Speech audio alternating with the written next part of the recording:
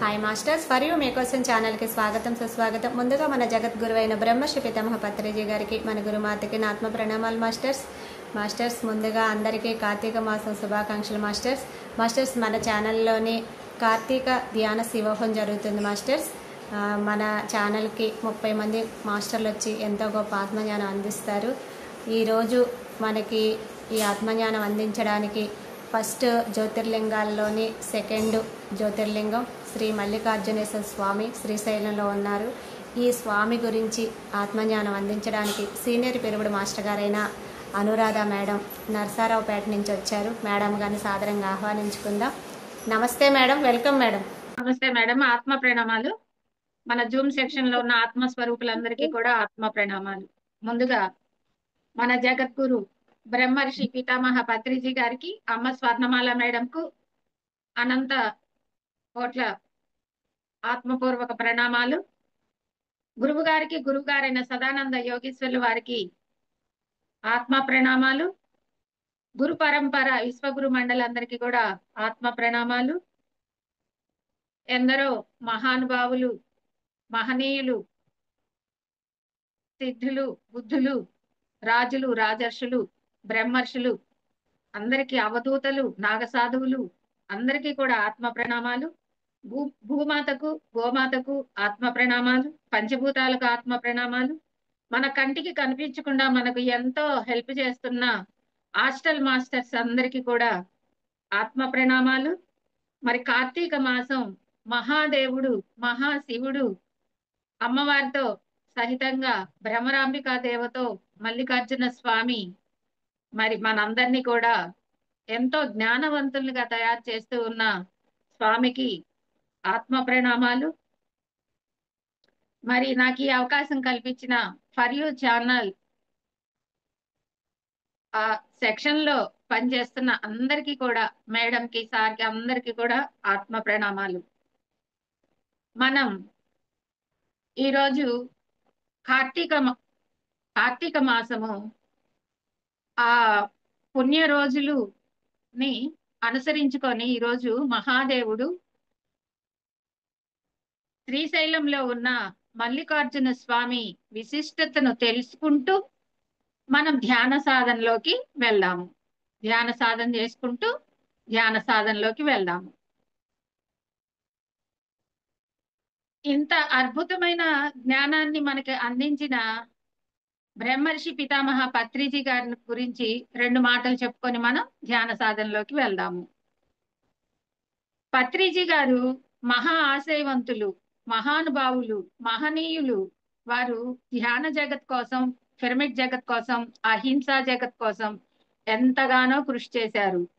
సకల జీవరాశులంతా కూడా హాయిగా, ప్రశాంతంగా, ప్రాణభయం లేకుండా జీవించాలని, సకల మానవాళి అంతా కూడా శక్తివంతంగా, జ్ఞానవంతంగా, శాకాహారులుగా జీవించాలని, ఆత్మజ్ఞానంతో జీవించాలని, అందుకు ప్రతి ఒక్కళ్ళు ధ్యానం చేయాలని చెప్పేసి అందరి దగ్గరికి వచ్చి ఆ ధ్యానాన్ని అందించడం జరిగింది.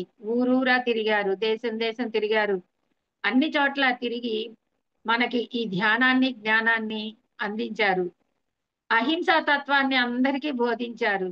అహం బ్రహ్మాస్మి, ఇక్కడ నేను లేను, అక్కడ నీవు లేవు, అక్కడ ఉన్నది నేనే, ఇక్కడ ఉన్నది నేనే అనని ఏకత్వాన్ని మనందరికీ బోధించారు.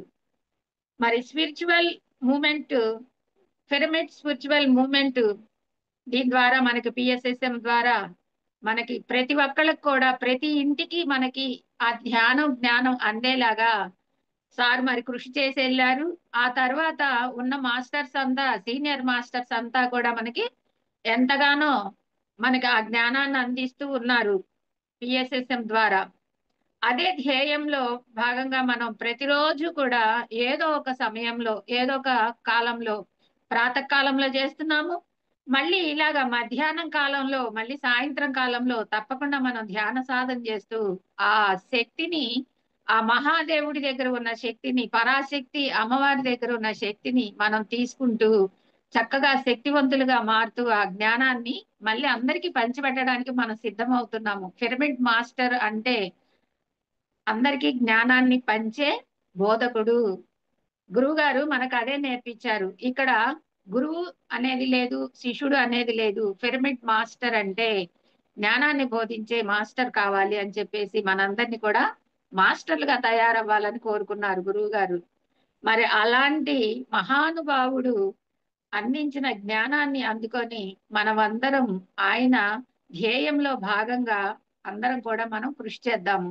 మనం కూడా ఈ జ్ఞానాన్ని అందరికీ అందించడానికి పాటుపడదాము.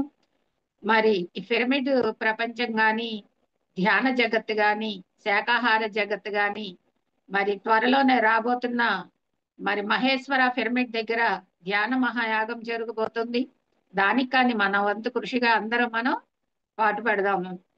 మరి ఒకసారి ఇంతటి అద్భుతమైన బ్రహ్మ జ్ఞానాన్ని మనకి అందించిన జగద్గురు బ్రహ్మర్షి పితామహ పత్రిజీ గారికి కృతజ్ఞతలు చెప్పుకుంటూ, ఆత్మ ప్రణామాలు తెలుపుకుంటూ మనం ధ్యాన సాధనలోకి అడుగు పెడదాము. హాయిగా కళ్ళు మూసుకుందాము, చేతి వేళ్లలో వేళ్ళు పెట్టుకుందాము, శ్వాస పైన ధ్యాస పెడదాము. శ్వాస పైన ధ్యాస, నిరంతరం సాగే శ్వాస పైన ధ్యాస. అందరూ సీనియర్ పిరమిడ్సే కాబట్టి, సీనియర్ మాస్టర్సే కాబట్టి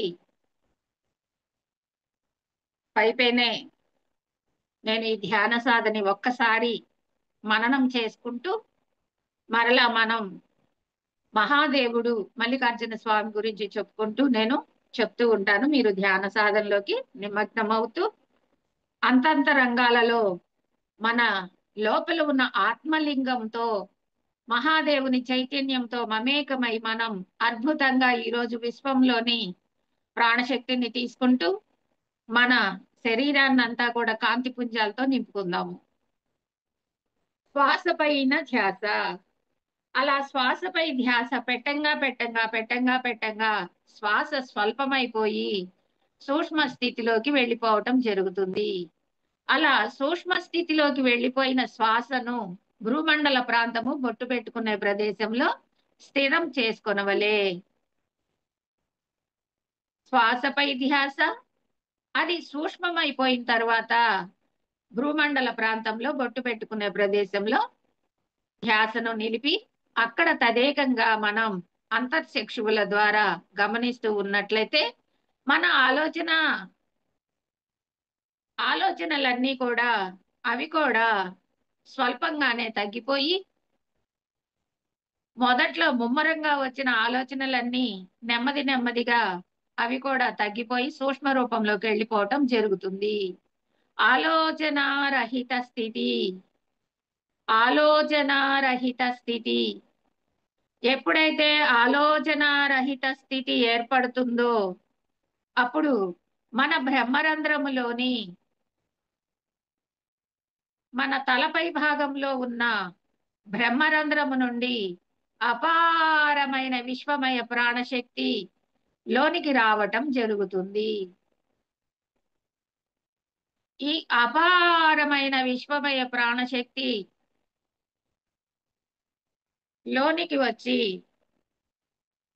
మన మూలాధారంలో ఉన్న కుండలిని శక్తిని తట్టి లేపటం జరుగుతుంది. ఆ కుండలిని శక్తి నివురు కప్పిన నిపువలే, బూడిదను పూసుకున్న నివురు వలె ఉంటుంది. మనం ఎప్పుడైతే ఈ అపారమైన విశ్వమయ ప్రాణశక్తిని లోనికి తీసుకుంటూ ఆ కుండలిని శక్తిని జాగృతి చేయగలుగుతామో అప్పుడు అక్కడ అగ్ని వంటిది పుట్టి ఆ అగ్ని జ్వాలలు మూలాధారము, స్వాధిష్టానము, మణిపూరకము, అనాహతము, విశుద్ధ ఆజ్ఞా చక్రాలను దాటుకొని సహస్రారములో స్థిరమయ్యి అక్కడ కమలం రూపంలో మనకు ఎంతో కాంతి పుంజము వల్లే అక్కడ విస్ఫోటనం జరగటం జరుగుతుంది. విస్ఫోటనం జరుగుతుంది.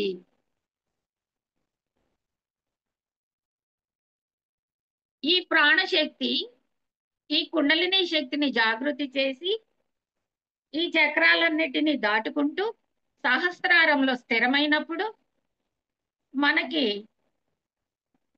నాడీ మండల శుద్ధి జరుగుతుంది. నాడీ మండల శుద్ధి అనగా మనం గత జన్మలలో మనకి తెలిసి తెలియక పుణ్యకర్మలు పాపకర్మలు చేసుకొని ఉండటం వల్ల వాటిని ఈ జన్మ తీసుకునేటప్పుడు మనం మూట కట్టుకొని తెచ్చుకుంటాము కనుక ఆ కర్మలన్నిటిని కూడా ఈ జ్వాల దగ్ధం చేయటం జరుగుతుంది. ఆ ప్రక్రియలోనే మనకి బాడీ పెయిన్స్ రావటం జరుగుతుంది. అరికాళ్ళల్లో సూదులు గుచ్చినట్టుగాను, అరికాళ్ళు నొప్పులుగాను, కాళ్ళ పిక్కెల నొప్పులుగాను, మోకాళ్ళు నొప్పులుగాను, తొడల భాగంలో ఒక నరం లాగినట్టుగాను, నడుము భాగంలో నొప్పిగాను, వెన్నుపూస దగ్గర ఒక నరం లాగినట్టుగాను, మెడ దగ్గర నరాలు లాగుతున్నట్టుగాను, తల భాగం అంతా బరువుగా ఉన్నట్టుగాను, తలంతా దిమ్ముగా మత్తుగా వాలిపోతున్నట్టుగాను ఇలాంటి సింటమ్స్ మనకి తెలుస్తూ ఉంటాయి. దీనినే నాడీ మండల శుద్ధి అంటారు. ఇలా నాడీ మండల శుద్ధిలో మనం మన హాస్టల్ మాస్టర్స్ ని ఆహ్వానించుకున్నట్లయితే చక్కగా వాళ్ళు మనకెంతో సహాయం చేస్తూ మన లోపల దేహం లోపలికి కూడా వాళ్ళు వెళ్ళి మన ప్రతి అవయవాన్ని కూడా వాళ్ళు శుద్ధి చేయటం జరుగుతూ ఉంటుంది. అంటే మనకు శస్త్రచికిత్స కూడా చేస్తూ ఉంటారు. ప్రతి అవయవాన్ని తల భాగము నుండి కింద అరికాలు పాదం వరకు మన శరీరంలో ఉన్న ప్రతి అవయవానికి శక్తి నింపుతూ ఉంటారు.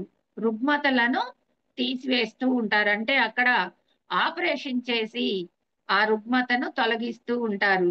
అందుకే మనకు అలా కదలకుండా కూర్చోటం వల్ల మనకి నొప్పుల రూపంలో నాడీ మండల శుద్ధి జరుగుతూ ఉంటుంది. ఇది ప్రతి ఒక్క మాస్టర్ కూడా గమనించవలసి ఉంటుంది. ఇది ధ్యానంలో ఒక ప్రక్రియ. మనం ధ్యాన సాధన చేసి ఏదైనా మనం లాభాన్ని పొందాలి అని అంటే మరి కొంచెం కష్టం, ఓర్పు మరి ఓపిక, అలాగే సహనం అవన్నీ కూడా మనం భరించవలసి ఉంటుంది.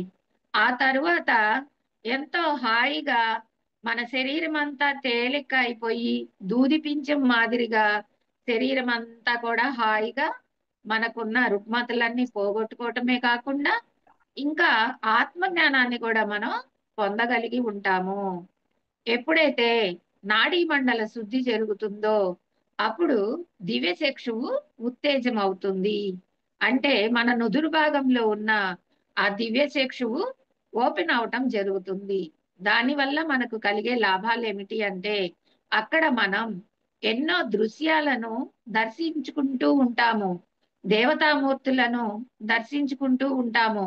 ప్రకృతిని ఆస్వాదిస్తూ ఉంటాము. ప్రకృతిలో ఉన్న జలపాతాలు, మరి సెలయేళ్ళు, పచ్చని పైర్లు, పక్షులు, జంతువులు, పచ్చని చెట్లు, అవి వీచే గాలి, వాటన్నిటిని కూడా మనం ఆస్వాదిస్తూ ఉంటాము. అక్కడ అవన్నీ కూడా మనకు కనిపిస్తూ ఉంటాయి అన్నమాట. అంటే దివ్య చక్షు ఉత్తేజం వల్ల మనకి దివ్య జ్ఞాన అనుభవం జరుగుతూ ఉంటుంది. అలా దివ్య జ్ఞానాలను మనం ఎప్పుడైతే అనుభవంలోకి తీసుకుంటామో అప్పుడు మన జీవితానికి దివ్య జీవితం ప్రాప్తి అవుతుంది. అంటే అప్పటి నుంచి మన జీవితం మారిపోతుంది. లోపల ఎప్పుడైతే మలినాలన్నీ తీసివేయబడతాయో, నెగిటివ్ ఆలోచనలన్నీ పోగొట్టుకోగలుగుతామో, పాత్రని శుభ్రత చేసుకోగలుగుతామో అక్కడ దైవత్వం నిండిపోతుంది, అమృతం నిండిపోతుంది. మనము లోపల ఆత్మారాముణ్ణి దైవత్వంతో తెలుసుకోగలుగుతాము.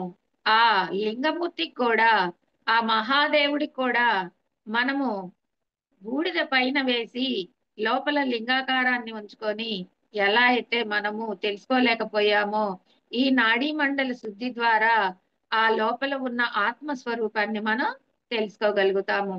ఎప్పుడైతే ఆత్మస్వరూపాన్ని మనం తెలుసుకొని దానిని మనం దర్శించుకోగలుగుతామో అప్పుడు మన దివ్యమైన జీవితంలోకి అడుగు పెడతాము.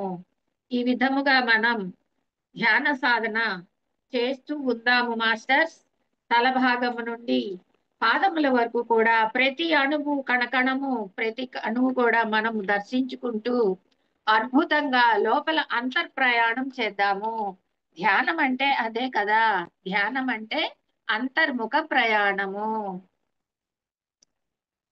మనము ఈరోజు మన టాపిక్ మహాదేవుడు, మరి పరమాత్ముడు, పరమేశ్వరుడు, మహాశివుడు అయిన శ్రీ మల్లికార్జున స్వామి, భ్రమరాంబికా దేవి నెలకొని ఉన్న మహాపుణ్యక్షేత్రమైన శ్రీశైలం గురించి మనం ఈరోజు కొంత తెలుసుకుందాము. శ్రీశైలాన్ని శ్రీగిరి అని, శ్రీశైలం అని, శిలాభోగం అని, స్థలాభోగం అని ఎంతో మంది చెప్తూ ఉంటారు. అద్భుతమైన క్షేత్రం అది. మనకు ద్వాదశ లింగాలలో ద్వాదశ జ్యోతిర్లింగాలలో రెండవది. 18 శక్తి పీఠాలలో 6వది. 8 భాస్కర క్షేత్రాలలో 6వది అన్నమాట. ఈ క్షేత్రము 4 యుగాల నాటి చరిత్ర ఉంది ఆ క్షేత్రానికి. శ్రీశైల క్షేత్రం అంటే 4 యుగాల, అంతకు మునిపే 4 యుగాలకి మునిపే అంటే మన వెనక నుంచి చూసినట్టయితే 4వ యుగానికి ముందే ఉందట. కృతయుగం, త్రేతాయుగం, ద్వాపర యుగం, ఇప్పుడు మనం ఉంటుంది కలియుగం. ఇప్పుడు మనం చూస్తూ ఉన్నాము. అంటే 4 యుగాల క్రితమే ఆ శ్రీశైల క్షేత్రం అనేది ఏర్పడి ఉంది. ఆ మహాదేవుడు మనకి ఆది దేవుడు కదా. మనకి ఆదిగా మనకి అసలు ఈ ఓంకారాన్ని పుట్టించడానికి, మనకి ధ్యాన సాధన తెలియవచ్చడానికి ఆదిగా వచ్చిన పరమశివుడు.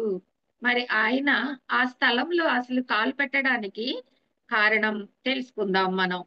ఈ శ్రీశైలం అనే పుణ్యక్షేత్రం ఆంధ్రప్రదేశ్ రాష్ట్రంలో కర్నూలు జిల్లాలో ఉందన్నమాట శ్రీశైలం.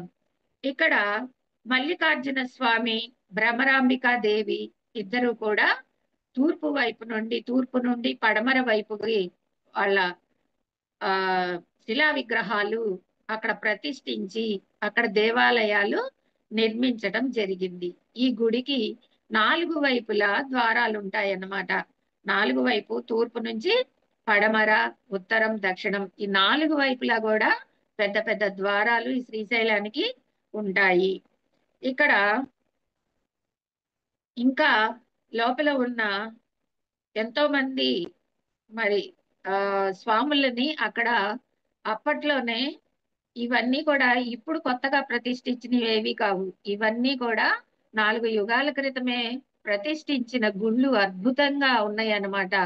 రుద్రమల్లికార్జున, సహస్ర మహాసహస్ర లింగేశ్వర స్వామి, అర్ధనారేశ్వర స్వామి, వీరభద్ర స్వామి, ఉమామహేశ్వర స్వామి, మరి దేవాలయాలన్నీ కూడా లోపల ప్రతిష్ఠించబడి ఉన్నాయి.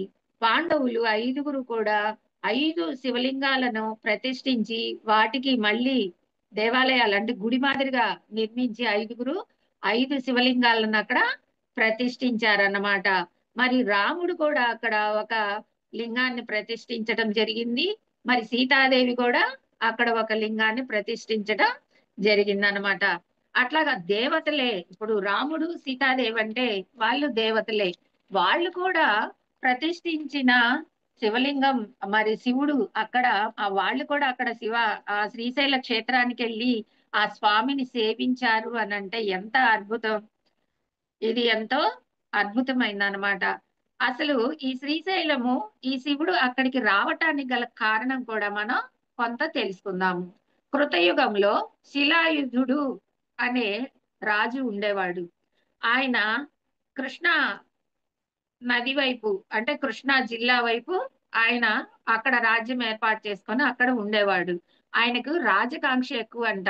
నాకు రాజ్యాలన్నీ కావాలి అని చెప్పేసి వెళ్ళి అన్ని రాజ్యాల మీద దండయాత్ర చేస్తూ రాజ్యాలను కొల్లగొడుతూ అలా రాజ్యాలు సంపాదించుకుంటానికి తన రాజ్యంలోంచి, తన అంతఃపురంలోంచి వెళ్ళిపోయి అలా రాజ్యాలు తిరుగుతూ ఉన్నాడంట. అప్పుడు ఆయన శివుణ్ణి ప్రార్థించి, నాకు 2 కుమారులు కావాలి, నేను వెళ్ళిపోయినా కూడా నేను ఇట్లా రాజ్యపాలనకి వెళ్ళిపోతున్నాను, నాకు ఇద్దరు కుమారులు కావాలని చెప్పేసి శివుణ్ణి గూర్చి ఘోరంగా తపస్సు చేయటం జరిగిందంట. అప్పుడు ఇద్దరు కుమారులు ఆయనకి కలిగారంట. ఆ ఇద్దరు కుమారులు ఒకళ్ళు పర్వత పర్వతేశ్వరుడు, ఒకళ్ళు నందీశ్వరుడు అని చెప్పేసి ఇద్దరికి పేర్లు పెట్టి ఆయన ఆ రాజ్యం దండయాత్రలకు వెళ్ళిపోయాడు, వాళ్ళని అక్కడ వదిలిపెట్టి. వాళ్ళు శివుడి గురించి ఘోరంగా, వాళ్ళు కూడా మేము ఆ మహాదేవుణ్ణి మేము కూడా ప్రసన్నం చేసుకోవాలి అని చెప్పేసి వాళ్ళు కూడా చేయటం, ఆ ఆ ధ్యానం చేయటం, తపస్సు చేయటం జరిగితే అప్పుడు శివుడు ప్రత్యక్షమయ్యి పర్వతేశ్వరుడికి నీ పర్వతం మీదే నేను విలసిల్లుతాను అని చెప్పి ఆయనకు వరం ఇవ్వటం, నందీశ్వరుడికి ఎప్పుడు నా ఎదురుగానే నిన్ను నాతోనే ఉంచుకుంటానని చెప్పేసి ఆయనకి ఇవ్వటం అని చెప్పేసి చరిత్రలో కథలుగా మనం తెలుసుకుంటాం అన్నమాట. ఇది ఒక చరిత్ర, అంటే పురాతనమైన చరిత్రలో ఒక కథగా మనం తెలుసుకోవచ్చు. అసలు ఈ శ్రీశైలం ఏర్పడటానికి అలా ఒక కారణం, ఒక చరిత్రలో అది ఒక కథ అన్నమాట. తర్వాత దాని తర్వాత ఏమవుతుందంటే చంద్రకేతుడు అనే రాజు ఉంటాడు. ఇక్కడ అక్కడ పరిపాలిస్తూ ఆ రాజ్యంలో పరిపాలిస్తూ ఉంటాడు. ఆయన కూడా ఈ రాజకాంక్షతోటి ఆయనకు ఒక చంద్రమతి అనే ఒక కుమార్తె ఉంటుంది, రాణి కుమార్తె ఉంటారు. అయితే ఈ ఈ చంద్రమతి అన్న ఆమెను ఆయన జన్మించిన తర్వాత చూడడు. అంటే అతని భార్య గర్భంలో ఉన్నప్పుడే ఈయన రాజ్యం వదిలేసి మళ్ళీ దండయాత్రలకి, ఈ రాజు అన్న వాళ్ళకి ప్రతి ఒక్కరికి ఏముంటుంది, ఇంకా ఇంకా రాజ్యాలు స్వాధీనం చేసుకోవాలి, రాజ్యాలను పొందాలి అననే కదా ఉంటుంది. అలాగా ఆయన వెళ్ళిపోతాడు. వెళ్ళిపోయి అలాగా దండయాత్రలు చేసి చేసి చేసి చేసి 18 సంవత్సరాల తర్వాత మళ్ళీ తిరిగి ఆ రాజ్యానికి వస్తాడంట. అప్పటికి కడుపుతో ఉన్న ఆయన భార్య చంద్రమతిని ప్రసవించటం, ఆమె చక్కగా యవ్వనవతిగా 18 సంవత్సరాలంటే మంచి యవ్వనవతిగా తయారవటం జరిగిందంట. అలా జరిగినప్పుడు ఆ చంద్రకేతు అన్న అతను ఏం చేశాడు, రాజు ఈ అమ్మాయిని రాజ్యంలోకి రాగానే ఈ అమ్మాయిని చూశాడు. చూసి ఆ రాణిగారు చెప్తారనమాట, ఈమె మన కుమార్తె, మీరు వెళ్ళేటప్పుడు నేను గర్భవతిని కదండి, మనకి కుమార్తె జన్మించింది అని చెప్పినప్పటికీ కూడా ఆమె అందం చూసి ఈ 18 సంవత్సరాలు ఆయన రాజ్యంలో దండయాత్రలు చేస్తూ స్త్రీ వాసన లేకపోకుండా ఉండటం వల్ల కామంతో కళ్ళు మూసుకుపోయి ఆమెను కోరుకుంటాడు. ఎవరిని? తన కుమార్తెనే నాకు కావాలని చెప్పేసి కోరుకుంటాడు. ఆమె వెనకాల వెంబడించి పరిగెత్తుతాడంట. అప్పుడు ఆ చంద్రమతి ఏం చేస్తుంది, ఇక తను నానా నేను నీ కూతుర్ని నానా, నేను నన్ను కరుణించు అని ఎంత కాళ్ళు పట్టుకొని బతిలాడినా కూడా ఆయన ఒప్పుకోడు అనమాట. నువ్వు నాకు కావాల్సిందే, నువ్వు చాలా అందంగా ఉన్నావు, నేను అనుభవించాల్సిందే అని చెప్పేసి కామంతో ఆమెను పట్టుకోబోతుంటే అప్పుడు ఆమె ఆ శ్రీశైలం అడవుల గుండా అలా పరిగెత్తుకుంటూ వెళ్ళి ఆ శ్రీశైలం దాకా పరిగెత్తి అక్కడ గుహ లోపలికి వెళ్ళిపోయిందంట. ఎన్ని పర్వత ఈయన ఆ ఆయన వరం పొంది పర్వతుడు అలా అక్కడ చక్కగా మంచి సంపదతోటి, వృక్ష సంపదతోటి తయారై ఉన్నాడు కదా, అక్కడ ఆ గుహలు అవన్నీ ఉండేసరికి అందులోకి ఆమె పరిగెత్తిందంట.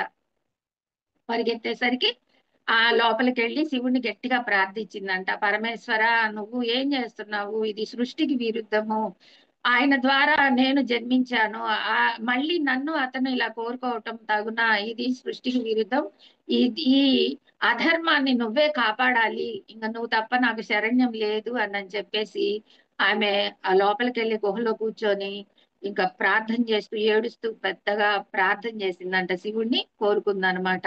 ఆ శివ ఆ శ్రీశైల క్షేత్రం మొత్తం కూడా శివనామ స్మరణతో, ఓంకారంతో ప్రజ్వరిల్లుతూ ఉంటుంది. కాబట్టి అక్కడ మనము ఒక్క మాట ఓం నమ శివాయ అన్నా కూడా మనకి ఆ వెంటనే మనకు అనుకున్నవి కోరికలు తీరటం గాని, ఆ శివుడు ఎప్పుడు అక్కడ ఎమ్మటే ప్రసన్నం అవటం గాని జరుగుతుంది అనమాట. ఎందుకంటే ఇక్కడ పర్వతేశ్వరుడికి నందీశ్వరుడికి అలాంటి వరాలు ఇచ్చాడనమాట ఆయన, నేను ఎప్పుడు ఇక్కడే ఉంటాను, మీతోనే ఉంటాను అనని. ఇంకా అక్కడే ఉన్నాడు కాబట్టి ఈ ఆడబిడ్డ అంత ఇదిగా ఆమె రోదనతో బాధపడుతూ ఏడుస్తూ ఉంది కాబట్టి వెంటనే ఆయన ప్రత్యక్షమయ్యి ఏం చేశాడు, వాళ్ళ నాన్నని ఒక పచ్చ రాయి మాదిరిగా మార్చేశాడంట.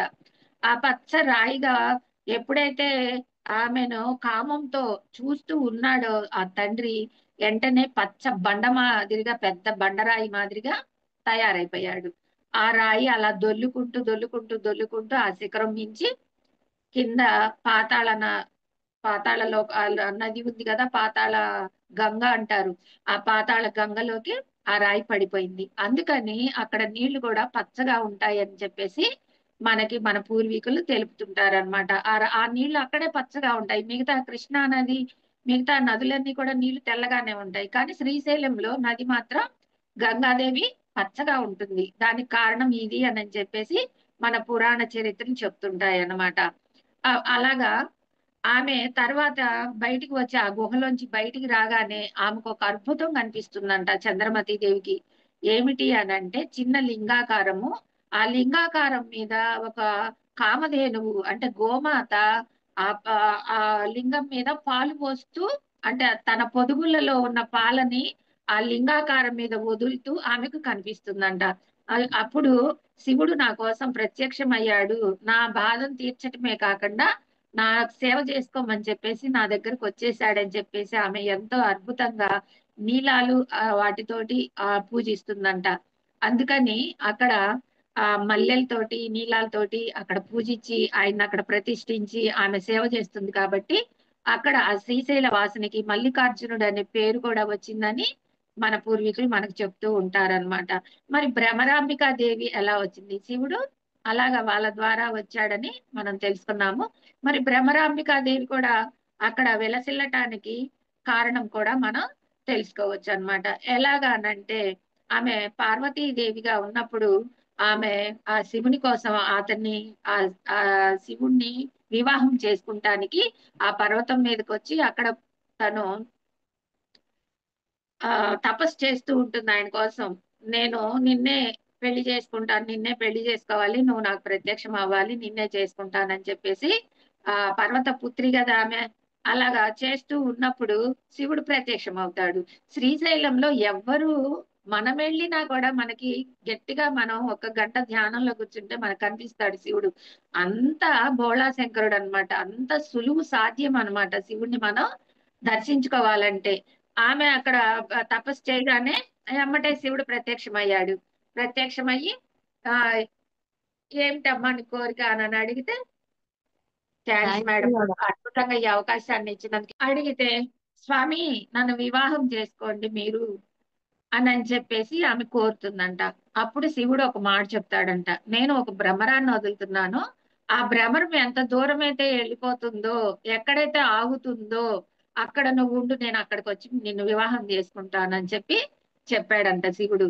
అప్పుడు ఇక ఆ భ్రమరం వెనకాలే ఈ పార్వతీదేవి ఆమె పరిగెత్తడం జరిగిందంట. ఆ భ్రమరం అలా ఎగురుకుంటా ఎగురుకుంటా ఎగురుకుంటా కొండలు గుట్టలు నదులు అన్ని దాటుకొని శ్రీశైల క్షేత్రంలో తూర్పు వైపుగా వెళ్ళి అక్కడ ఆగిపోయిందంట. అందుకని భ్రమరాంబికా దేవి కూడా అక్కడికి వెళ్ళి స్వామి కోసం అక్కడ తపస్సు చేసిందంట. అప్పుడు శివుడు అక్కడికి వచ్చి ఆమెను వివాహం చేసుకోవటం జరిగిందంట. చూడండి, మనము శ్రీశైలం వెళ్ళినప్పుడు అమ్మవారి గుడి పై ఎత్తున ఉంటుంది, స్వామివారి గుడి కింద ఎత్తున ఉంటుంది. ఈ గుడి తూర్పు నుంచి పడమరకి ఒక ఒక లైన్ గా ఒక ఒక లైన్ లో ఉన్నట్టు, ఒక గీట్లో ఉన్నట్టుగా ఉంటుందన్నమాట. ఇప్పటికీ కూడా మనం భ్రమరాంబికాదేవి గుడికి వెళ్ళి ఆ వెనక వైపు ఆ గోడకి మనం చెవు ఆనించుకొని విన్నట్టయితే భ్రమరం ఎలా అయితే జుమ్ అని ఆ సౌండ్ చేస్తుందో ఆ సౌండ్ ని మనం ఇప్పటికి కూడా వినవచ్చు. ఇప్పటికి కూడా వినవచ్చంట. నాకు కూడా తెలిసింది. నేను అయితే ఎప్పుడు అలా చెవి పెట్టి వినలేదు. ఈసారి వెళ్ళినప్పుడు నేను తప్పకుండా ప్రయత్నిస్తాను. అందరు కూడా వెళ్ళినప్పుడు ఇది మనం తెలుసుకున్నాం కాబట్టి అక్కడ ఉన్న మహత్యాలు, అక్కడ ఉన్న అద్భుతాలు మనం తెలుసుకున్నప్పుడు అక్కడికి వెళ్ళినప్పుడు తప్పకుండా మనం వాటిని ఆస్వాదించి తీరాలన్నమాట. ఇది మనం తెలుసుకుంటా ఉంటే ఎంతో అద్భుతంగా ఉంటుంది. అసలు అక్కడ కాలు పెట్టిన దగ్గర నుంచి ఎంతో మంది దేవతలు అక్కడ ఉండి మరి ఆ పాతాళ గంగకి వెళ్ళి స్నానం చేస్తుంటే ఎంత అద్భుతంగా ఉంటుంది. అవన్నీ కూడా మనం ఆస్వాదిస్తూ ఉండొచ్చు అన్నమాట. మరి అలాగా భ్రమరాంబిక దేవి అక్కడ ప్రతిష్ఠించడం జరిగింది. ఆమెకు అక్కడ దేవాలయం కట్టడం. అప్పటి నుంచి ఎంతో మంది వీరశైవులు, మరి కర్ణాటక రాజులు, మరి మహారాష్ట్రకు చెందిన శివాజీ, ఆ ఛత్రపతి శివాజీ గారు కూడా అక్కడ గోపురం, ఆ తూర్పు గోపురం ఛత్రపతి శివాజీ గారు నిర్మించారంట. ఆయనకి అక్కడ అమ్మవారు ప్రత్యక్షమయ్యి ఆయనకి ఒక వీర ఖడ్గం కూడా సమర్పించిందని చెప్పేసి చెప్తారు పురాణాల్లో. ఒక ఆయన అక్కడ తపస్సు చేసి ఆ ఆయన అమ్మవారిని ప్రసన్నం చేసుకుంటే, నువ్వు ఈ ప్రపంచాన్నే ఆ ఏలగలుగుతావు ఈ ఖడ్గంతో అని చెప్పేసి ఆమె ఆయనకు ఒక ఖడ్గం ఇవ్వటం జరిగిందంట.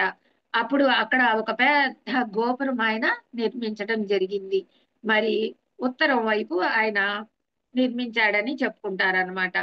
మరి ఇంకా అట్లానే ఇంకా లింగదారులు అక్కడ మనకి తెలియని విషయం ఏంటంటే, అక్కడ స్వామి వారికి చెంచులు ప్రసాదాలు తీసుకొస్తారు అక్కడికి. అమ్మవారికి కూడా మరి ఎక్కడి నుంచో వాళ్ళు ఆ పుట్టింటి వాళ్ళమని చెప్పేసి పసుపు కుంకాలు బండ్లతో కట్టుకొని తీసుకొస్తారు. అడవి శాఖ వాళ్ళు, అడవిలో ఉండే వాళ్ళు ఆ చెంచులు, కోయలు వాళ్ళందరూ కూడా తీసుకొని వస్తారు.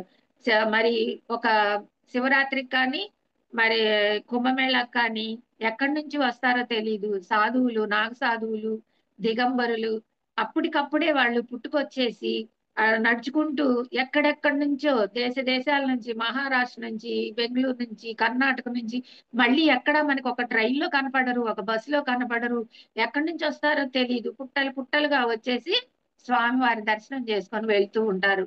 చాలా అద్భుతంగా ఉంటది అనమాట శ్రీశైల క్షేత్రం. మరి అక్కడ ఆ ప్రాజెక్టు కానీ అవన్నీ కూడా చాలా అద్భుతంగా ఉంటాయి. మరి అక్కడ ఎక్కడా లేని అద్భుతమైన అవకాశం ఏంటంటే, స్వామి వారిని ఆలింగనం చేసుకునే అదృష్టం అక్కడ. మనం స్వామి వారి దగ్గరికి వెళ్ళి మనం అన్ని మన ఈ పుణ్యక్షేత్రాలు 12 జ్యోతిర్లింగాలకు వెళ్ళినా కూడా స్వామి వారిని ముట్టుకునే అవకాశం మనకి ఎక్కడా ఉండదు.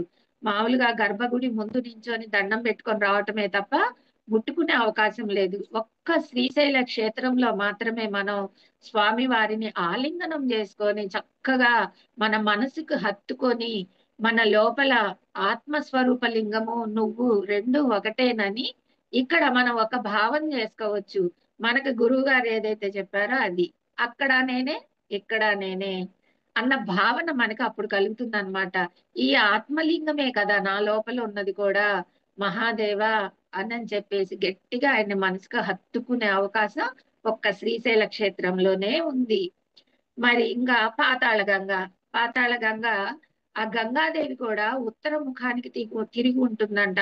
ఆమె ఆ గంగ ఉద్భవించినప్పుడు ఎటెళ్ళాలి, ఎక్కడికి వెళ్ళాలి, ఆమె ఈ భూమి మీద పడితే మొత్తం కూడా మునిగిపోయే అవకాశం వచ్చినప్పుడు శివుడు తన తలలో పెట్టుకున్నాడు ఆమెని. నువ్వు భూమి మీద ఉంటే మొత్తం కూడా మునిగి నాశనం అయిపోతుంది కాబట్టి నువ్వు నా శిరంలో నిన్ను దాచుకుంటానని చెప్పేసి ఆయన జటాయులన్నీ ఆ జ అంటే వెంట్రుకలు, ఆ జుట్టు అంతా కూడా ముడివేసి ఆమెను ఆ ముడిలో దాచుకుంటే, ఆమె ఒక వైపు నుంచి కొంచెంగా ధార కారిస్తేనే ఆ గంగ తయారైంది అనమాట. ఆమె పూర్తిగా మొత్తం ఒలికిందనుకో ఇక మనం ఇప్పటికి ఉండే వాళ్ళమే కాదనమాట. అలాగా ఆమె శ్రీశైలంలో అద్భుతం ఏంటంటే, గంగా నది ఉత్తరం దిక్కుకు తిరిగి ఉంటుందంట. అంటే శివుడు అక్కడ ఉంటాడనమాట. ఉత్తరం వైపుగా శివుడు ఉంటాడు కాబట్టి ఆమె ఉత్తరం వైపుకు తిరిగి అలా సాగిపోతూ ఉంటుందంట. అది ఒక అద్భుతం అన్నమాట. మరి అక్కడ శిఖర దర్శనం కూడా మనం చెప్పుకోవాలి. ఫస్ట్ మనం శ్రీశైల క్షేత్రానికి వెళ్ళేటప్పుడు గణపతి ఉంటాడు అక్కడ. గణపతి గుడి ఉంటుంది అనమాట. ముందు ఆ గణపతి దగ్గరికి వెళ్ళి, సాక్షి గణపతి అంటారు ఆయన్ని. అంటే ఆయన సాక్షిగా అక్కడ నిలబడ్డాడు అనమాట. ఎవరైనా సరే భక్తులు వచ్చినప్పుడు ఆయన దగ్గర హాజరేపించుకుంటే శివయ్య దగ్గర హాజరేపించుకున్నట్టు లెక్క. అంటే ఆయన చెప్తాడనమాట వీళ్ళు వచ్చారు అని చెప్పేసి. అలాగా ఆయన దగ్గరికి వెళ్ళి మనం హాజరేపించుకొని, మరి అక్కడే కొంచెం దూరంలోనే శిఖర దర్శనం అనేది ఉంటుంది.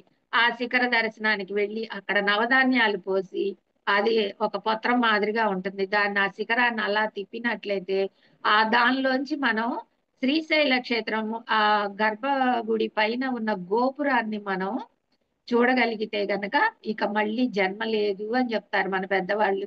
ఆ శిఖర దర్శనం చేసుకున్నట్లయితే గనక ఇక మనకి జన్మ లేదు. మనం అక్కడ పుణ్యంతో మనం నిండిపోతాము, పుణ్యాత్ములు అయిపోతామని చెప్తారు అక్కడ. కానీ మనం ధ్యాన స్థితుల వల్ల మనం డైరెక్ట్ గా ధ్యానం చేయటం వల్ల ఆ పరమాత్మలో లీనమైపోతాము. ఆ పూర్ణ ఆత్మకు మనం అంశాత్మలుగా మనం ఉన్నాం కాబట్టి ఈ అంశాత్మ పూర్ణాత్మలో కలిసిపోతుందని మనం చెప్పుకోవచ్చు అన్నమాట. ఇంకా అక్కడ పాలధార అని, పంచదార అని, మరి అవి కూడా ఎంతో అద్భుతం. అవన్నీ కూడా పాండవులు వాళ్ళు సంచరించినప్పుడు ఆ దారలు అనే వాటిని వాళ్ళు ఏర్పాటు చేశారనమాట. అవి పాలధార అంటే ఆ నీళ్లు తెల్లగా రావటం, అద్భుతంగా పాలు మాదిరిగా, నీలధార అంటే పంచదార లాగా తీయగా రావటం.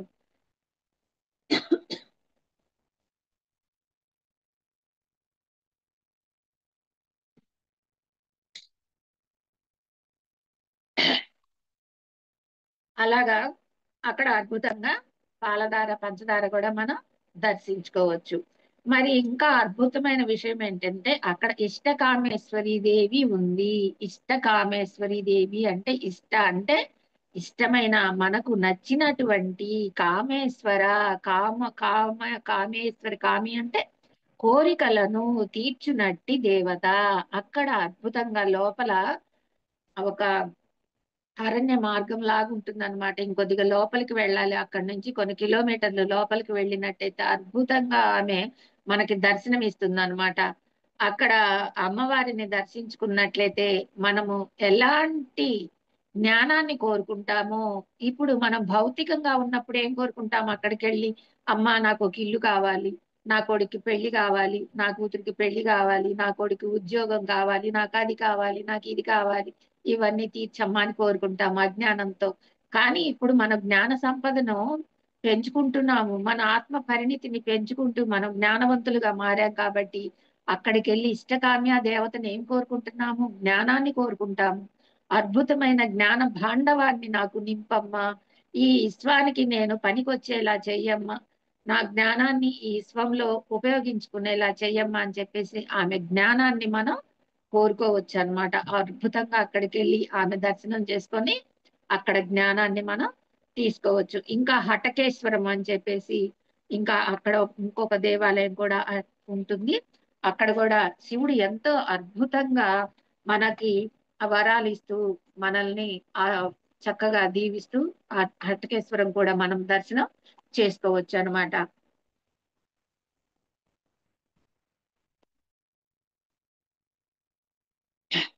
మరి మనం ఆ మహాదేవుని గురించి, శ్రీశైల మల్లికార్జున స్వామి గురించి, భ్రమరాంబికాదేవి గురించి, సాక్షి గణపతి గురించి, శిఖర దర్శనం గురించి నాకు తెలిసినంత వరకు మీకు తెలియజేయటం జరిగింది.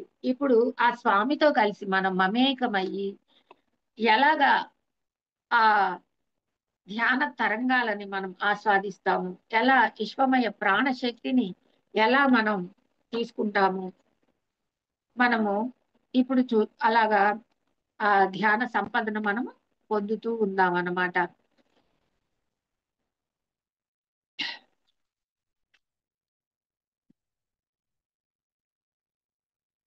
మనం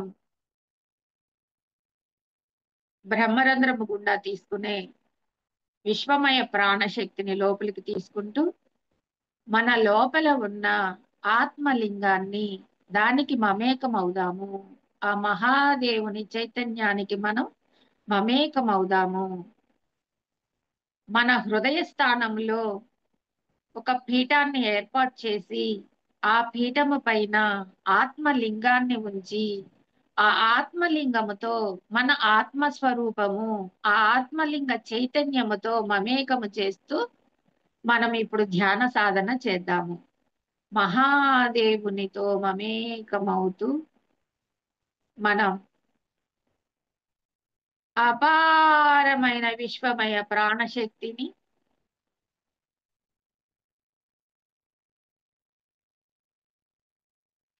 మన హృదయ మండలంలో ఆత్మలింగానికి అందిస్తూ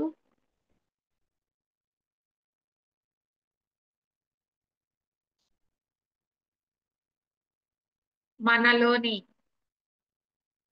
చైతన్య లింగాన్ని అద్భుతంగా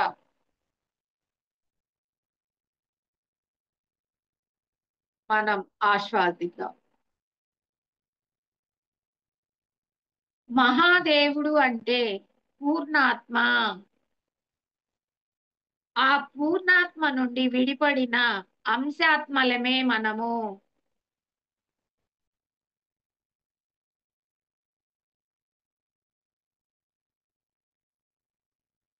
మహాదేవుడు వేరు కాదు, మనము వేరు కాదు.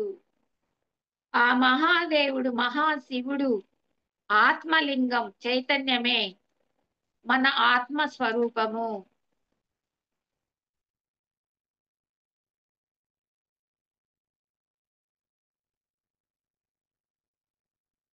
మన లోపల ఉన్న కామం, క్రోధం, మదం, మాత్సర్యం, అమాయకత్వం, అజ్ఞానం, వాటన్నిటిని కూడా మనం తీసివేస్తే అక్కడ మన ఆత్మస్వరూపంలో ఆత్మలింగాన్ని మనం దర్శించుకుంటాము.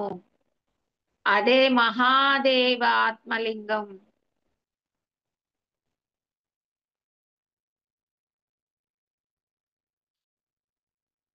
ఆ మహా చైతన్యాన్ని మన లోపల నిలుపుకోవాలి అంటే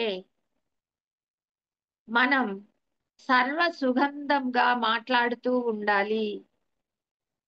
మన మాటలలో నెగిటివ్ మాటలు కానీ అల్పమైన మాటలు కానీ రాకూడదు. మనం ఆ మహాదేవునిని ఎన్ని వరాలైనా కోరుకుంటాము, మన బాధలు ఎన్నైనా చెప్పుకుంటాము, ఎన్ని చెప్పినా మహాదేవుడు తిరిగి మనకి సమాధానం ఇవ్వడు. ఆయన చైతన్యాన్ని మనకు అందించటం జరుగుతుంది కనుక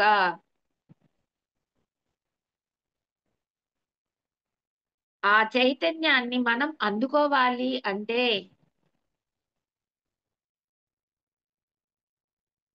మనం ఇప్పటి వరకు సాధన చేసిన విధంగా ఆలోచనారహిత స్థితి,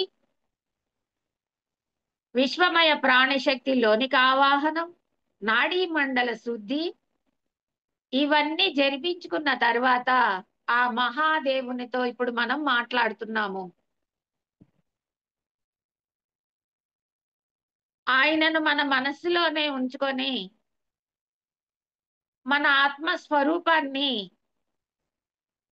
ఆయన ఎదురుగా నిలిపి ఆయనతో మనం మాట్లాడుతున్నాము. ఇప్పుడు దీనికి ఒక గ్రాంధిక భాష అవసరం లేదు. మహాదేవునికి ఏ భాషతో అవసరం లేదు. ఎవరు ఏ భాషలో అడిగినా కోర్కెలు తీర్చే బోళా శంకరుడు ఆయన.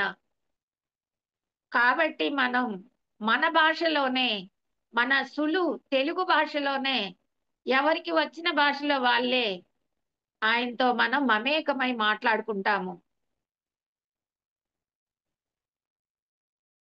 మహానుభావ, మహాదేవ, ఆత్మలింగ, పరమేశ్వర, లయకారక,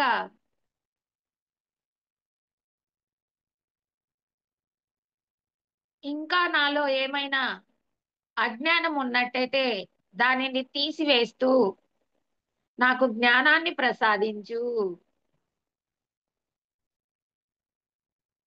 నేను విశ్వానికి పనికి వచ్చేలాగా ఈ విశ్వంలో నేను ఉన్నంత కాలం ఈ విశ్వానికి నేను మేలు చేసేలాగా నన్ను అనుగ్రహించు అని మన సరళమైన భాషలో ఇంకా మనకి ఏమైనా ఆ ఆ పరమాత్ముడు, ఆ పరమేశ్వరుడు మనకు కనిపించినప్పుడు మన భావనలో మనకి ఏం అనిపిస్తే అది ఆయనతో మాట్లాడుకోవచ్చు. మనం అద్భుతంగా ఆయనతో కలిసి మనం సంభాషణ చేసుకోవచ్చు. దీనికి ఇంకా ఇంకా వేరే ప్రయోగాలు అవసరమే లేదు. మన ధ్యాన సిద్ధి చాలు. మనం అందుకుంటుంది మామూలు జ్ఞానం కాదు, బ్రహ్మ జ్ఞానం. బ్రహ్మదేవుడు కూడా శివుని ప్రార్థించాడు, విష్ణుమూర్తి కూడా శివుని ప్రార్థించాడు. ఈ జ్ఞానం అనేది వాళ్ళ దగ్గరే తీసుకున్నారు. బ్రహ్మదేవుడు సృష్టించినప్పుడు సృష్టించటమే కానీ లయము చేయటము రాదట. అప్పుడు విష్ణుమూర్తి శివుడి దగ్గరికి వెళ్ళి ప్రార్థించాడట, పరమేశ్వర, లయకారక, నువ్వు ఈ లయ స్థితిని చెయ్యకపోతే ఈ భూమి అంతా కూడా భారం అయిపోతుంది, జన్మించటమే కానీ మరణించటం అనేది లేదు. మరి నువ్వు ఈ లయకారాన్ని నువ్వు చేపట్టాలి అని చెప్పి ఆయన వేడుకున్నప్పుడు, అప్పుడు పరమేశ్వరుడు లయాన్ని చేయటం మొదలు పెట్టాడు. అంటే తనలో ఈ ప్రపంచంలో ఏ ప్రాణి ఈ భౌతిక శరీరాన్ని వదిలేసినా ఆ ఆత్మ స్వరూపాలన్నిటినీ కూడా తన రుద్రగణంలో చేర్చుకుంటాడంట. అద్భుతం మరి ఈ విషయం. మనం అనుకుంటాము, తెలియక అజ్ఞానంతో అనుకుంటాం, మనం చనిపోయి మధ్యలో అక్కడ తిరిగాను, ఇక్కడ గాలిలో ఉన్నాడు, ధూళిలో ఉన్నాడు, మరలా జన్మించాడు, కర్మలు అనుభవిస్తాడు, అలా ఇలానని ఏదేదో ఏదేదో మనం చెప్పుకుంటాము. కానీ పరమేశ్వరుడు ఈ ప్రపంచానికే ఇచ్చిన గొప్ప వరం ఏంటంటే, ఈ సృష్టి నువ్వు సృష్టిస్తున్నావు కాబట్టి బ్రహ్మ, నీ సృష్టిని అంతా కూడా నేను లయం చేసుకుంటాను, అంటే నాలో కలిపేసుకుంటాను, నా రుద్రగణంలో కలిపేసుకుంటాను. మరి అంతటి మహాదేవుడి రుద్రగణంలో మనం కలిసిపోవాలి అనంటే మనం ఎంత నిష్ఠాగరిష్ఠులై ఉండాలి. అది తెలియక ఈ మాయా ప్రపంచానికి వచ్చి మనము ఏదేదో చేసేస్తుంటాము. అజ్ఞానంతో తినకూడని తింటూ, మాట్లాడకూడని మాటలు మాట్లాడుతూ, వెళ్ళరాని దగ్గరకు వెళుతుంటూ, చుట్టుపక్కల వాళ్లతో అంతా నెగిటివ్ ప్రపంచాన్ని సృష్టించుకుంటూ ఎంత దరిద్రంగానో తయారవుతాము. ఈ ఒక్క విషయాన్ని మనం తెలుసుకున్నట్లయితే మనలో అజ్ఞానం అనేది ఒక్కసారిగా పటాపంచలైపోతుంది అన్నమాట. అందుకనే పూర్ణాత్మలో అంశాత్మలు కలిసిపోతాయి అనంటే ఎవరు పూర్ణాత్మ? మహాదేవుడే పూర్ణాత్మ. ఆయన దగ్గర ఉన్న రుద్రగణమంతా కూడా మనమే. ఆయన మనల్ని ఇక్కడికి వదలటానికి కారణం ఏంటి? ఇదంతా కూడా సస్యశ్యామలం చేయండి, ఈ ప్రపంచాన్ని సస్యశ్యామలం చేయండి, తిరిగి మళ్ళీ నా దగ్గరకు రండి. తన అనుచరులని ఎవరైనా ఇప్పుడు మన మన దగ్గర ఉండే వాళ్ళని మనం ఎందుకు పంపిస్తాము ఎక్కడికన్నా? అక్కడ పని చేసుకొని మళ్ళీ ఇంటికి రండి అని చెప్తాము. మన పిల్లలకి ఏం చెప్తాం మనం? అరే బాబు, నీకు ఆడ పని చెప్తున్నాను, ఆ పని చేసి మళ్ళీ తిరిగి ఇంటికి రా అని చెప్తాం. వాడు ఇంటికి రాకుండా అక్కడక్కడే వాడు తిరుగుతుంటూ ఉంటాడు. అప్పుడు మనం ఏం చేస్తాం ఇంకా? అట్లానే మనల్ని అందరినీ కూడా ఆయన రుద్రగణంలోంచి తీసి పంపించింది అనమాట. అంటే మనం బ్రహ్మజ్ఞానంతో బ్రహ్మ మనల్ని అందరినీ సృష్టించాడు దేనికోసం? ఇక్కడ విశ్వశాంతి చేయమని, విశ్వాన్ని రక్షించమని, విశ్వాన్ని కాపాడమని పంపించాడు. కానీ మనం ఆ మాటను మర్చిపోయి ఈ విశ్వాన్నే చెడగొడుతున్నాం, దీన్ని నాశనం చేస్తున్నాం, అడవులన్నిటిని నాశనం చేస్తున్నాం, జంతువుల వధ చేస్తున్నాం, స్త్రీల వధ చేస్తున్నాం. ఆ ఎక్కడా కూడా ధర్మం అనేది లేకుండా అధర్మంలో, నెగిటివ్ లో మనం బ్రతుకుతున్నాం. అంటే మన లోపల ఉన్న ఆత్మలింగాన్ని మనం చెడగొట్టుకొని దాని చుట్టూ నిప్పు, చెత్త, చెదారం అన్ని కూడా పైన కప్పేసుకుంటున్నాం అన్నమాట. అందుకే మనకు అద్భుతమైన బ్రహ్మసురార్చిత లింగం అని చెప్పేసి ఆ దాంట్లో అర్థాలన్నీ మనము మన ధ్యాన స్థితికి తగినట్టుగా మనం చూసుకున్నట్టయితే అద్భుతంగా అవన్నీ మన కోసమే రాశారా అని అనిపిస్తుంది. ఇంతకు ముందు ధ్యానంలోకి రాకముందైతే అది దేవుని సృశిస్తూ ఆయన్ని పొగుడుతూ రాశారేమో అనుకునేదాన్ని నేను కూడా. బ్రహ్మ మురారి సురార్చిత లింగం అని అంటే ఆయన బ్రహ్మతో సమానమేమో మహాదేవుడు అనుకునేదాన్ని. కానీ బ్రహ్మ మహేశ్వరుడు కూడా ఆయన్ని అర్చన చేశారట, పూజ చేశారట. ఎంత అద్భుతం అది! ఆయన అలా పూజ చేయటానికి నిర్మల భాసుర శోభిత లింగం. నిర్మలంగా ఉండాలట మనసు. మన మనసు నిర్మలంగా ఉండాలి, శోభితంగా ఉండాలి, సుహాసనలతోటి మనం మాట్లాడుతుంటే మన మాటల సుగంధాలు రావాలంట. మనం మాట్లాడితే ఏమొస్తాయి మనకి? అన్ని చండాలపు మాటలే, ఎప్పుడు నెగటివ్ మాటలే. ఏదన్నా మంచి మాట చెప్తామంటే పెళ్లి కూతుర్ని తీసుకురారా అని అంటే ఏదో శాస్త్రం చెప్పినట్టుగా చెప్పకూడదు మనం. అట్లాగా అలాగా మన నోట్లోంచి అన్ని చెడు మాటలే వస్తాయి. పక్కింటి వాళ్ళ గురించి ఒక్కటన్నా మంచి మాట పొగుడుతామా ఆమెని? అమ్మ ఎవరైనా పొగుడుతున్నా కూడా మనం తట్టుకోలేము.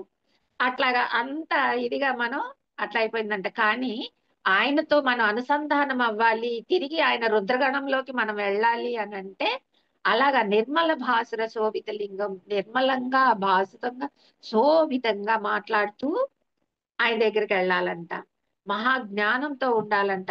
ఆయన ఎప్పుడు మరి ఎప్పుడు తపస్సు చేస్తూనే ఉంటారు. మనం శివుడిని, ఆయనకు అసలు ఆకారమే లేదు. ఆ ఆకారం అనేది మనం సృష్టించుకుంది. ఎందుకంటే మన పురాణ గాథల్లో శివుడు మరి ఆ అమ్మవారిని వివాహం చేసుకున్నాడంటే వివాహం చేసుకోవడానికి ఒక స్త్రీ అలాగే పురుషుడు కావాలని చెప్పేసి మనం సృష్టించుకున్నాం. అది మన భావనా లోకమే తప్ప ఆయనకు అసలుకి ఆకారం అనేదే లేదు. ఆయన్ని స్ఫటిక లింగాకారం అయింది. ఆయన లింగ స్వభావంలో ఉంటాడనమాట. ఆత్మస్వరూపంలో ఉంటాడు ఆయన. ఆయనకి ఆకారం అనేది ఉండదు. అందుకని ఆయన్ని మనం చేరాలంటే మనకు ఆకారం అవసరం ఉండదు. ఆకారంతో మనకు పని లేదు. మనకు కూడా నిర్మలమైన మనస్సు కావాలని చెప్తున్నారు. నిర్మలంగా ఉండాలంట మనసు. మాట్లాడుతుంటే అద్భుతంగా ఉండాలంట. నోట్లోంచి సుగంధాలు వెలువడాలంట. అట్లాగా అంత అద్భుతంగా ఉండాలంట మరి. అంతా ఆ మహాదేవునితో మనం అనుసంధానమై ఈరోజు అద్భుతంగా మనం ధ్యానం చేసుకుంటున్నాము.